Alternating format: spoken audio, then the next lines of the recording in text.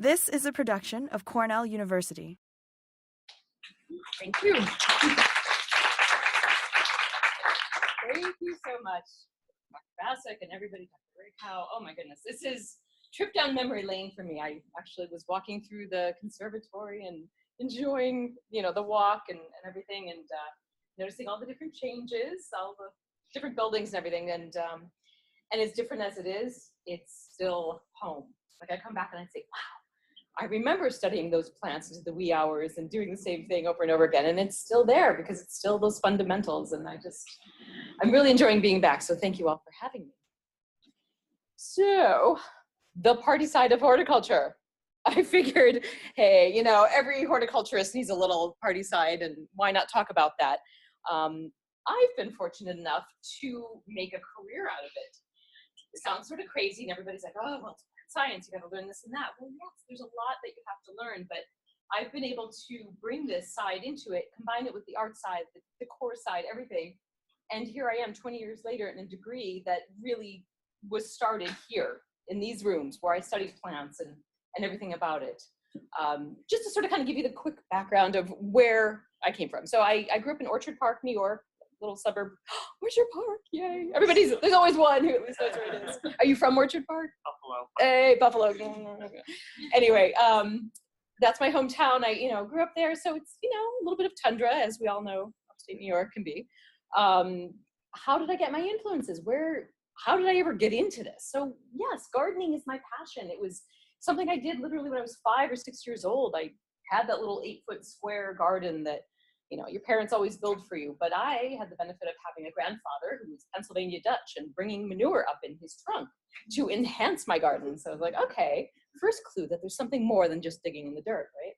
Second of all, walking around with my parents. So both my parents were art teachers in my school district. So they taught me the appreciation of art and earth and everything. And my father and I would literally walk around his backyard and just adore all the little details. So he lived more in the woods.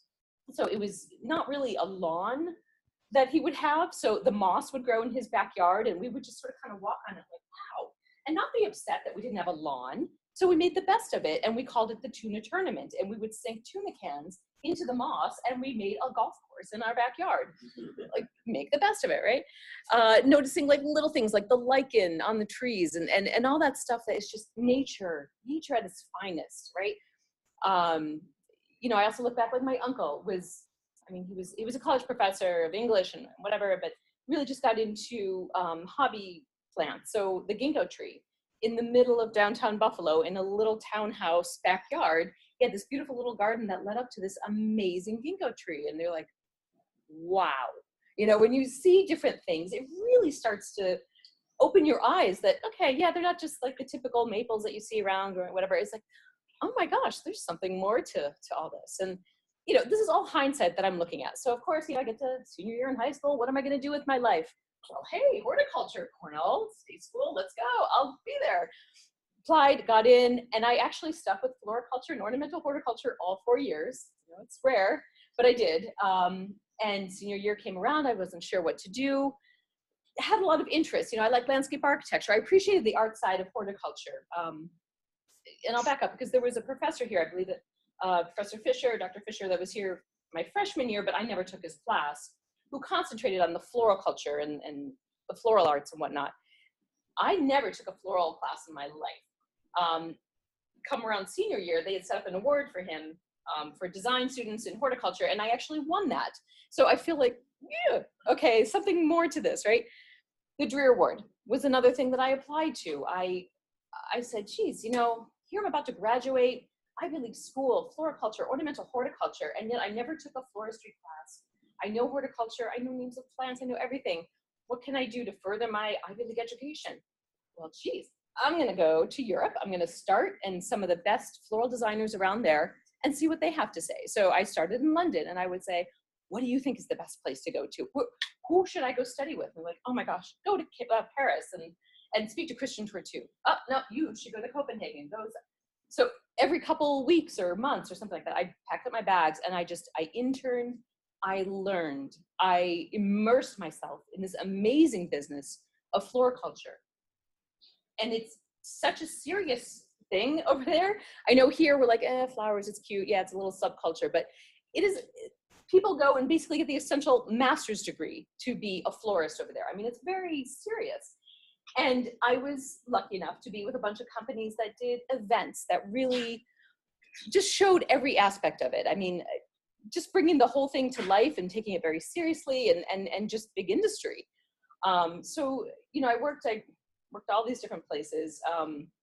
And I came back and I said, where am I going to go? But comparable. So, well, you know, work permits weren't coming in from overseas and everything. So I finally said, okay, I'll start in New York City, because why not? And I did, and with gusto.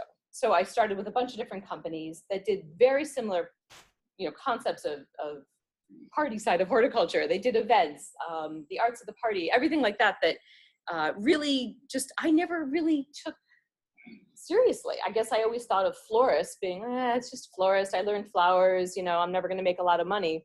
Well, there's a whole other side of it that is very true. So I worked for a bunch of people in the city. I ended up meeting my husband, and he was from New Jersey, and he said, you know, why don't you come out to New Jersey? There's a bunch of people out here who like flowers too. I said, okay, I'll come. And, you know, here I am 19 years later. I've got 2 locations. I've got an amazing business under my feet, and I love every day of it, because as I love to tell people, I have a hobby that I get paid for, and I have a lot of fun with it. And all my employees do too. We just, it's like a party all the time. So anyway, I figured I would just sort of kind of go through this. Definitely, I'm very open to questions and everything. I guess we'll perhaps do it afterwards and stuff like that. So let me just present this.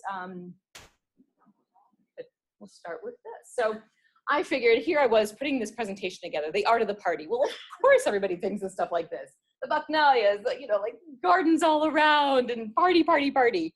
Well, that's what we want you to sort of kind of think that happens. When we're pulling off a party, you know, there's a lot that goes behind it. But this, I think, is the image that the public thinks, oh, she does parties, you know, she gets to hang out and everything. Because when I'm done setting up, I'm going home and I'm crashing. I'm tired. Flora culture, obviously, flora culture and horticulture are so closely related, but flora culture obviously is more related to flowers, and there's a huge industry. It's $100 billion industry, people. It is very much a true thing in the sense of growing, managing, you know, the greenhouses, the shipping, the packing, the moving, the making of flowers, and the executing of events. There's so much to it. You know, again, like, I think everybody should dabble in a little bit of everything related to horticulture to get you to this point. Floriculture, it's definitely more specialized, but it's something that really is just a very serious business. I know we were talking earlier today that, I mean, there's people who try to grow their own flowers. I mean, learning how to produce that and how to perfect it and get it. I mean, I love buying dahlias from my local growers. I love buying the cherry blossoms from the farmers down the street. But there's so much that goes into it with the whole floriculture concept. So, and then the other main part of what I see is the decor. So it's the art side. Obviously, you know, I just put this definition on here because I think as simple as it is, it's so true that, you know, the purpose of decoration, make the space more aesthetically pleasing. You know, I mean, think about all the stuff, like, why would you throw a party? Why do you even have flowers in your house? Why is it that you want to do it? It's the decor. And the decor is there because it really wants to play into the human side of life. Like, you have flowers to cheer you up, even if it's one little arrangement, a bad day, all of a sudden you're like, oh, yes, I appreciate that. If you're doing an event, a big wedding, I mean, we're there to celebrate that moment, that marriage, one moment in time, and plants just represent that, you know, like, stop and smell the roses, everybody. Talking about old school florists, listen, there was a time and place for everything.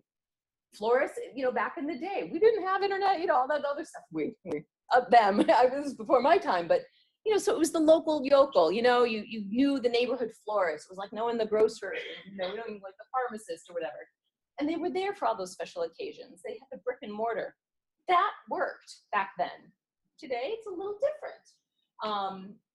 I know, listen, there's still brick and mortars that exist today, and I think location really plays into that, and people do need a place to go. Mind you, I know so many grocery stores have popped up, and you know, I know we were speaking earlier today about like, oh gosh, well, how do you feel about the whole grocery store concept selling flowers? Most people are like, the florist will be like, oh, I hate it. I hate it. I'll tell you what, I love it. You know why? It's introducing the fact that flowers should be part of your life. You know, it's like Martha Stewart started with that. You know, she really would push it and be like, oh, let's enjoy your garden, pick your garden, put it on your table, la la la. And that's great. Same thing with like the supermarkets. I want them to have affordable flowers, even if it's just like 10 tulips that you bring home and you just say, wow, I had a really rough week, but you know what? Life goes on. This is a moment in time. Breathe, right? So the new school of thought for florists. Yes, there's still retail florists. Like I still have people to call and say, hey, you know, I need a corsage for a prom or something like that. But the majority of people today are working out of studios. We don't need to necessarily have a brick and mortar store. I mean, oh my gosh, with the internet, if you have an amazing website, if you have a great following, if you have all these, you know, connections to your community, I almost find that I'm more enticing to a couple that's like, oh my gosh, I found the greatest floral design person. She's off the beaten track. I'll take you to where she is. She's behind this, you know, building in this warehouse or whatever. It's sort of like finding that speakeasy kind of restaurant. That's an amazing Italian restaurant you didn't know about. You know, it's like finding that great designer. And your overhead goes down dramatically. So I'm just going to take that money and move it right over to my advertising budget. Why do I need a brick and mortar? People are shopping online all the time. You got to just stay with the times. I think that's probably one of the challenges I see most florists getting into is that they need to separate themselves. Let the supermarkets have their flowers. Let event designers and decor people get into their niche of being those people that really do the events. You're not going to go to Wegmans and all of a sudden say, hey, I need this huge event and I need some lighting and linens and whatever. They're going to be like, whoa, whoa, whoa. You know, don't call us. But that's what we do. We do a total event decor. Flowers are our forte. So this one, the stems, it was sort of, I was considering this like the stock of the industry. So, you know, obviously these are some of the main things that I wanted to really focus on when it comes to what's important in this industry. Let's talk about where the flowers come from. They come from all over. You know, gone are the days that everything was in the States. I mean, New Jersey, oh my gosh, it's only 4% now, used to be huge. I mean, Madison, New Jersey, if anybody, is anybody from New Jersey, by the way? Hey. Madison, New Jersey used to be this huge, like, Rose City, they would call it. I mean, it's still on their signs even. It's not that way anymore. We know, listen, the world has changed. Labor is crazy. How much was it to build that greenhouse conservatory out there? You know, I mean, there's a lot that you have to put into it to make it affordable. And I think I have found that the American culture is not quite up to that par of, you know, departing with their money when it comes to luxury items quite yet. So we're working on that. So it's still, cost is a huge factor.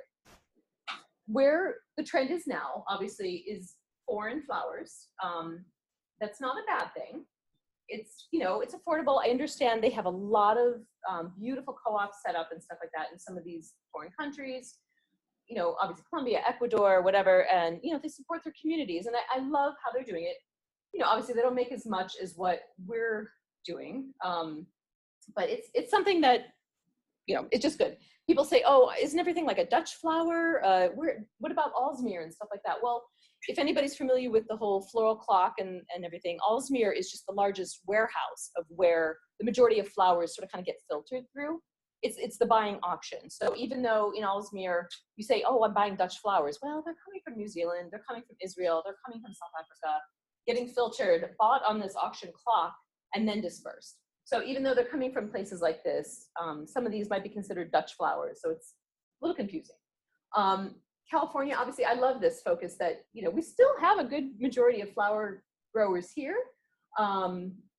I have seen more and more, and I was talking about this morning too, more and more local growers, the sustainability, that real organic trend of people just knowing what their product is all about. And I think this will play into what I'm going to say a little bit in the future here with the education of people knowing where their product comes from and what goes into it.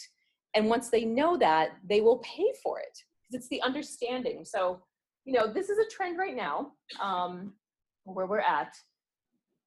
Another thing I wanted to just sort of kind of note about the foreign stuff, a couple of my wholesalers I've been talking to and just grilling, like, tell me your secrets. Like, what do you want to say to the industry that if you could? And they said, well, you just always have to be abreast of what's going on. So, for example, like a lot of these truckers and everything these days have new restrictions that, God bless them. This is great that they have only so many hours that they can work in a day and then they have to take a rest. Listen, I want the guy driving a truck to have a rest too. I don't want him to plow into my family car, or, the guy driving the plane, he needs a break too. We all need breaks.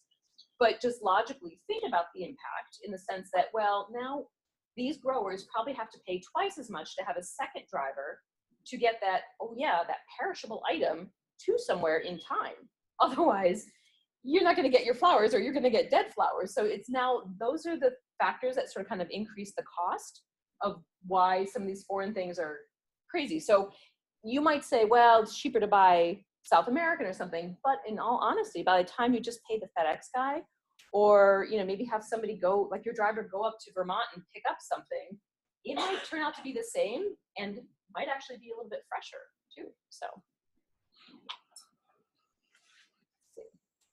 all right, technology. I know I touched upon this a little bit before, but really, this is so integral to what a surviving floral designer needs. I know I sort of kind of cross over between florists and event designers, but I think how a floral designer is going to survive is, again, not necessarily having a brick and mortar anymore, but having your best friends be social media. I know so many different florists that have hired PR companies basically to keep them going. They're working in their barns, they're working in their basements, they're working in warehouses, and it doesn't matter. And then they just have to have their image consultants out there to really show people, yes, I still do amazing work, even though I'm not foolishly spending my money on the Main Street USA per se.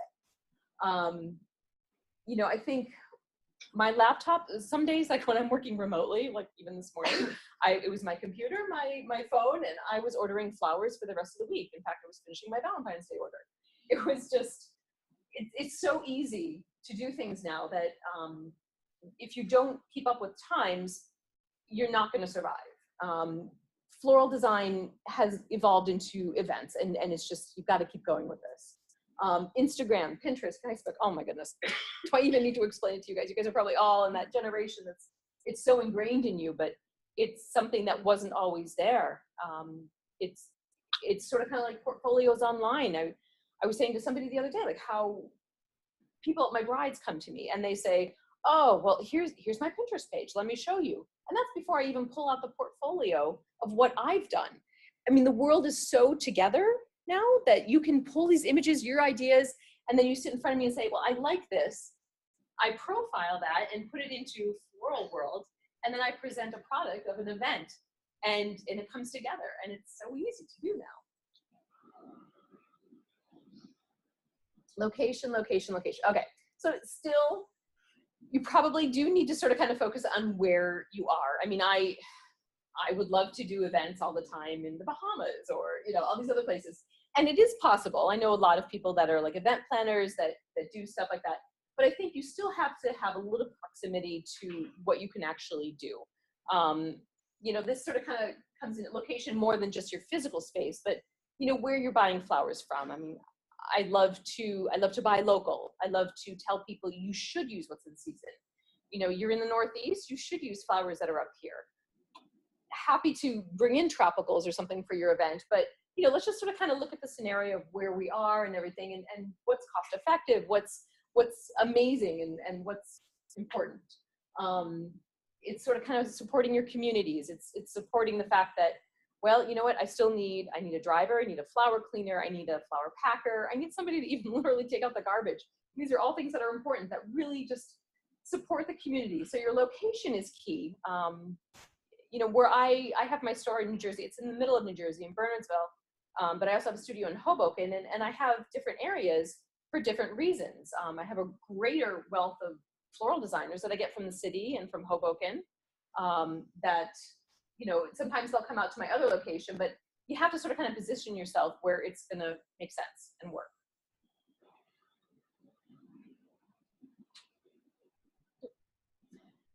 Blooming industry. Wow. So one of the other things I have found that most floral designers and event people have done is the education.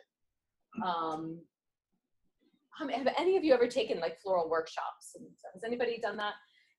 They are so prevalent. And I have found, you know, I've had my business now for 19 years. So somewhere around 2007, 2008, when the economy was a little shaky, I decided to get into some floral workshops and tell people that, you know, this is the way to do it. You want to save money when, you know, the economy is tanked a little bit.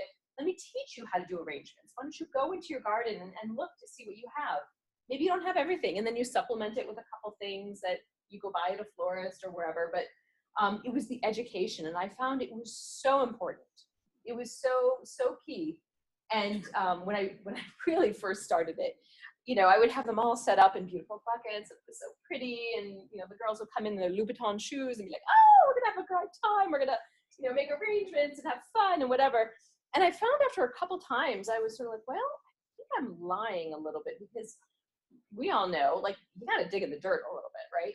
So the next couple classes, I started to evolve into, well, I'm just gonna bring in the boxes of flowers, put it on the counter. I'm like, okay, let's go to it. I'm gonna teach you how to clean the flowers, condition them, everything, because that is more than half the battle.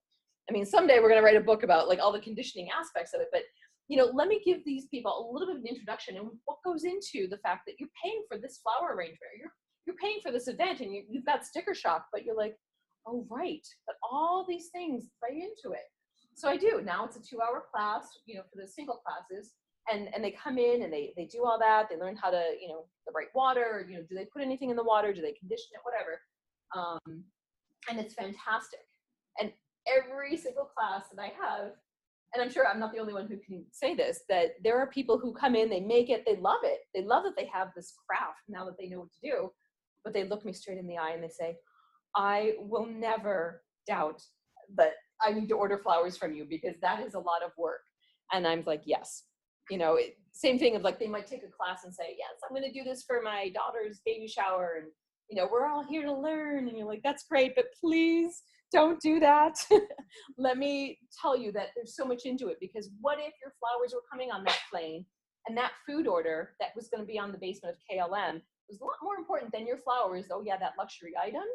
And it got bumped. And so now it's not coming till tomorrow. And that's the day you're supposed to go get your hair done and your nails done. I would rather take that stress for you and let me have you pay me to take that stress off of you. So there's so much that goes into it. And they're like, oh yeah, okay. So anyway, overlapping industries. I mean, need I say more? Listen, this world is so tied in together. Everything needs to overlap. You need to sort of kind of adapt. And how can you make it survive? Hotel industry. I mean, I'm constantly talking to people in that industry, because it's the service industry.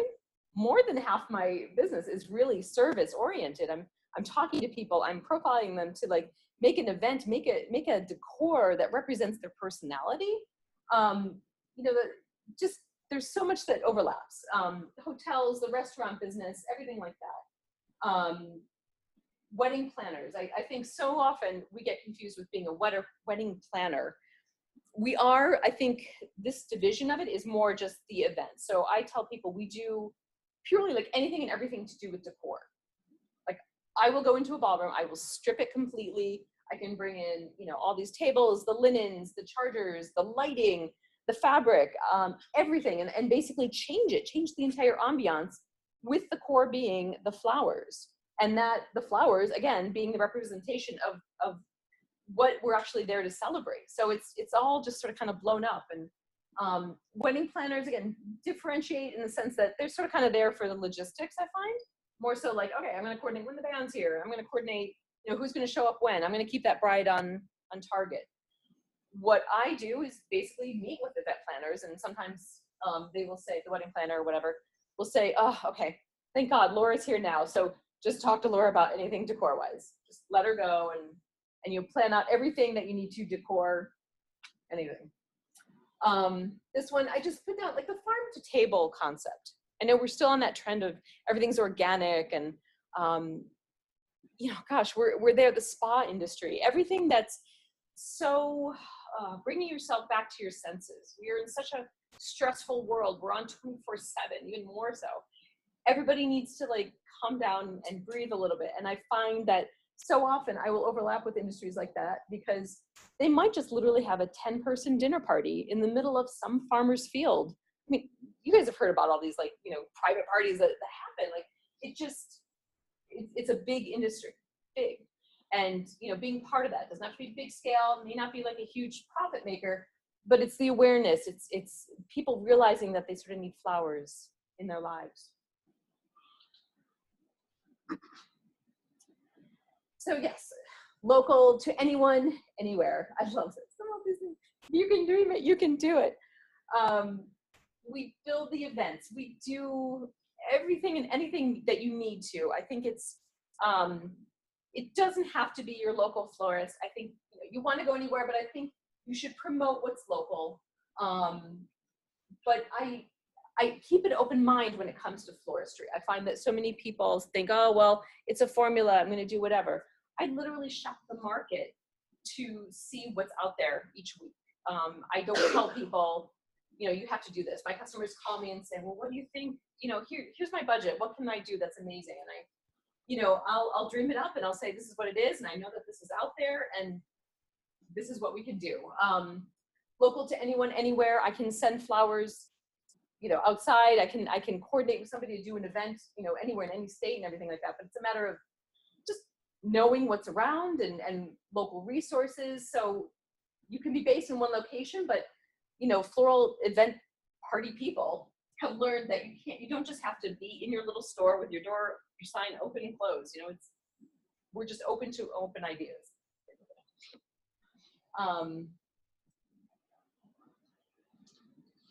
It's not making anybody dizzy, is it?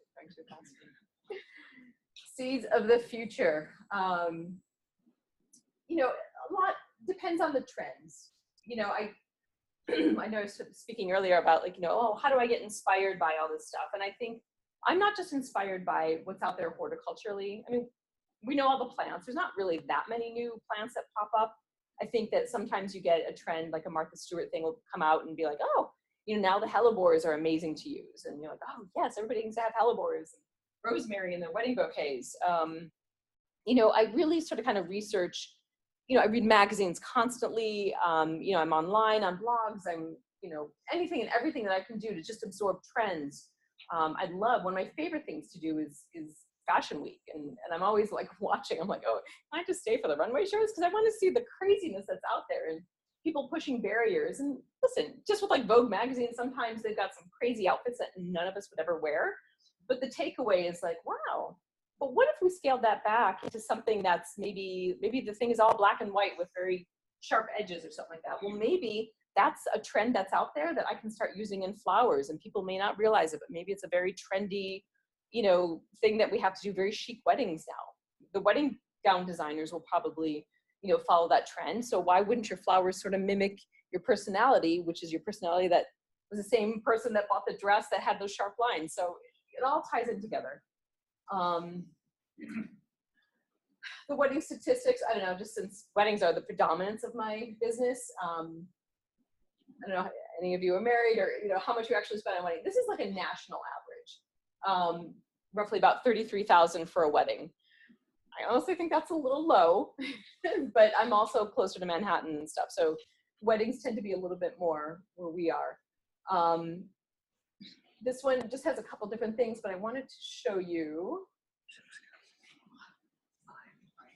So Floral and Decor. Now this one, again, I feel this is the national average, what people will spend on flowers for a basic wedding. I tend, again, I'm more towards Manhattan, so I'm more on the higher end of what it is. And I find, you know, so many magazines will sort of kind of promote and say it's 10% of your entire wedding budget. It really just depends what people want to put their forte on. I have had people spend a lot of money on events and decor, mind you. Usually the flowers are a good portion of it, but when you're talking all the rentals, all the tables, the linens, and the lighting and whatnot, it can add up really quickly. But you know, again, the whole industry is like, I think it's $108 billion industry, just event decor. You know, and you look at this and you say, how many weddings can you get in a year? And you know, it's just very much, I could live off the fact of just doing events. I don't have to have a retail store.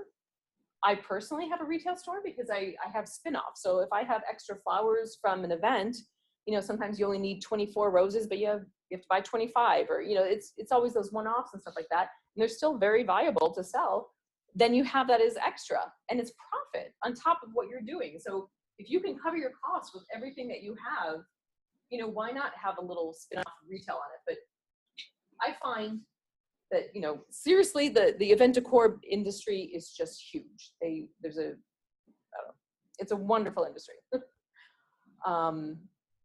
That's really my presentation, and I wanted to open it up for some questions because I know it covers a lot of different things. So thank you very much, actually. I want to say that first, but does anybody have any questions?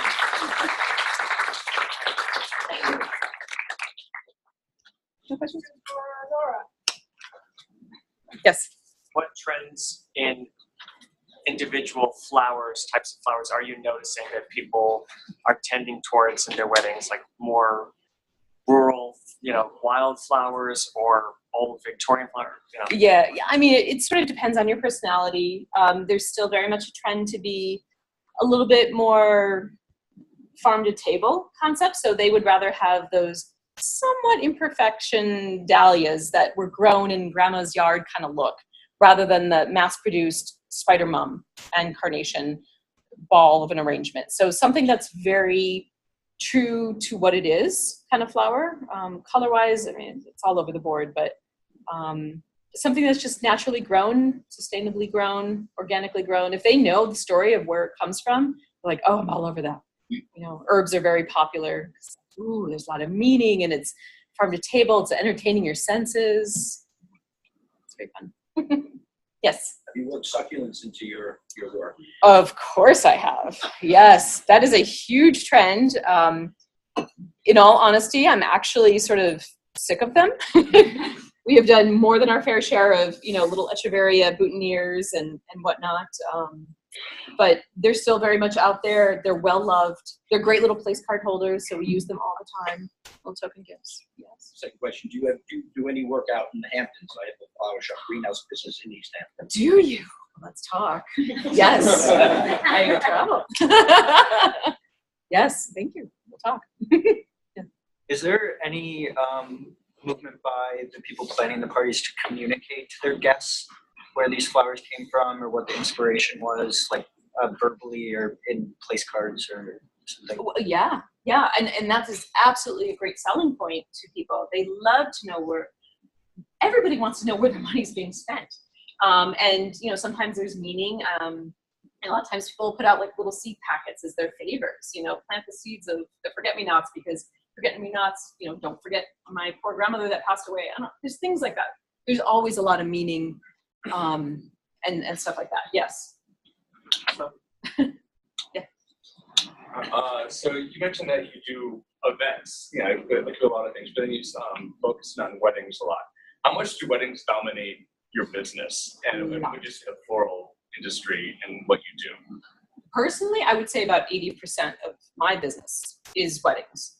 I definitely do a lot of corporate events. I do, you know, some private party type things that are just, I'm not so much in the bar mitzvah, bat mitzvah industry.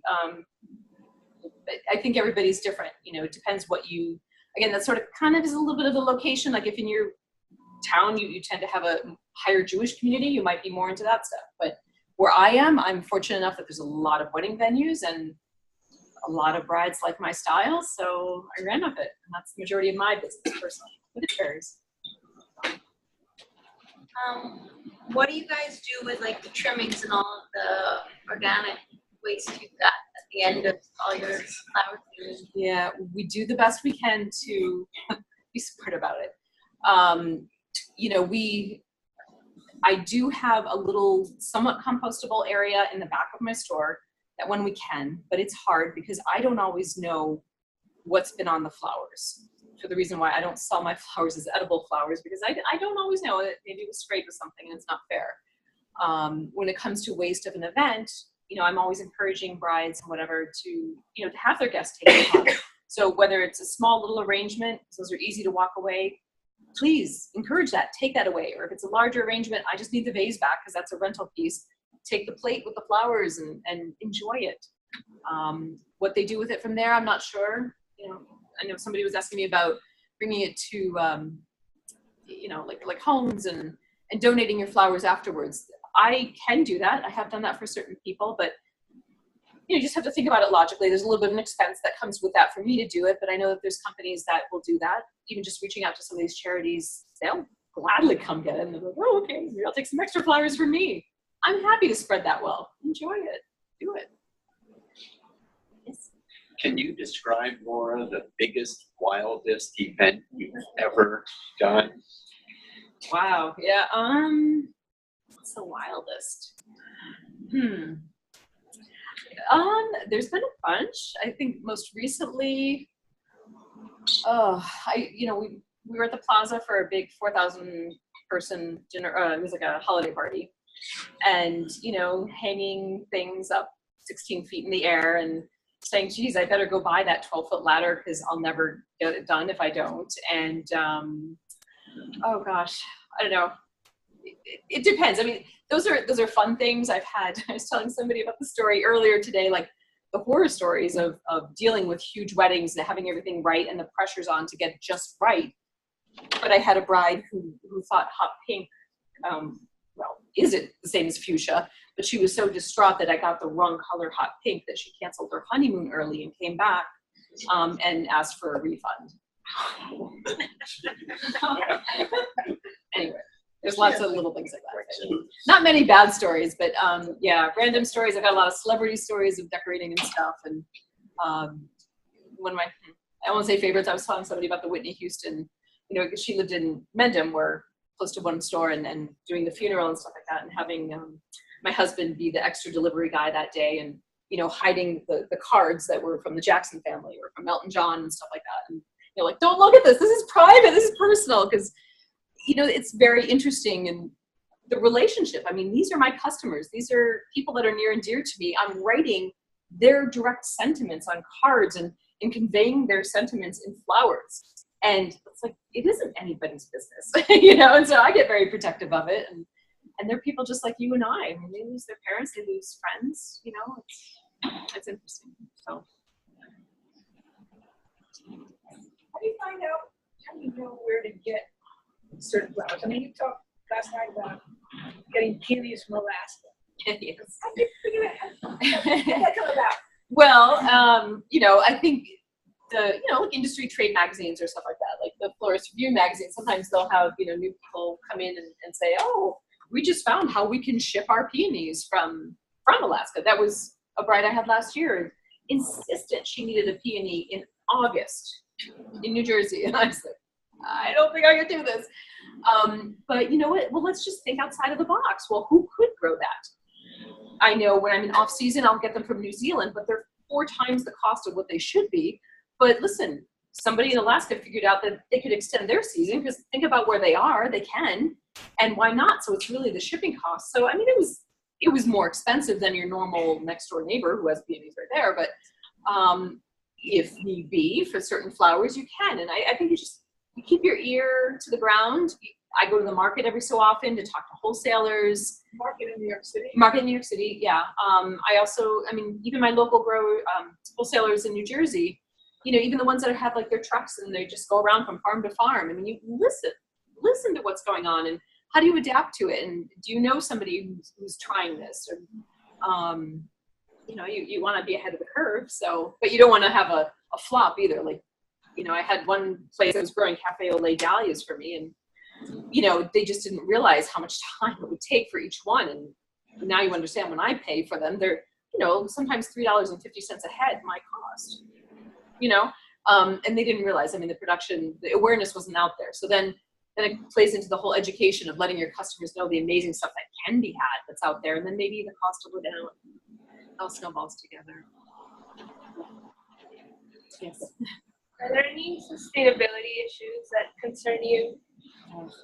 Well, yeah. No, there's always issues. I don't feel in my heart of hearts that most florists practice the best ways to go about it. I mean, there's so much that plays into the cost of it, the efficiency. I mean, we're all here, we have to, pay staff and do everything, and you got to get the job done and everything. So, I think I would love to learn better ways, and I would love to spread that word and educate even my fellow florists and everything to maybe get it to be a standard. I think there's such a love of it amongst the general population, especially like younger generations that want that will probably pay for that. And then, so if I know, and I tell my floral friends, hey, let's all practice this. Let's, really, are you even separating your garbage? Are you doing that? And they're like, oh no, but they could, because it's something that they should. Does that answer? Not so well. Yes. You spoke a little bit about how with the internet and brides giving you their Pinterest pages, it's really easy to pull things together and show you their vision for things, so it makes it really easy for you. But would you say that it's also raised expectations and made harder to form an artistic vision that matches both of yours? Yeah, but I love the challenge. So I encourage that. I encourage actually seeing perhaps a full Pinterest board. So I want them to show me, what do they pick out for shoes and their earrings, and what is their dress, and I look at the whole thing, and I guess maybe the experience of being around for this long to know what could be out there. Like maybe they'd never even entertained using maidenhair fern as a little accent coming out of their fern, but it so reflects the lace that they have on their dress. I love doing that. It can be challenging. I know that the trends are out there. I think I find the most frustration is when it comes down to the budget, because again, like you open up any kind of beautiful wedding magazine, you're like, oh, I want that, but then here's my budget, and, bridging the two tactfully is probably the biggest.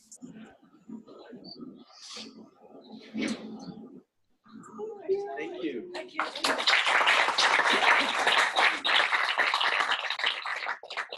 This has been a production of Cornell University, on the web at cornell.edu.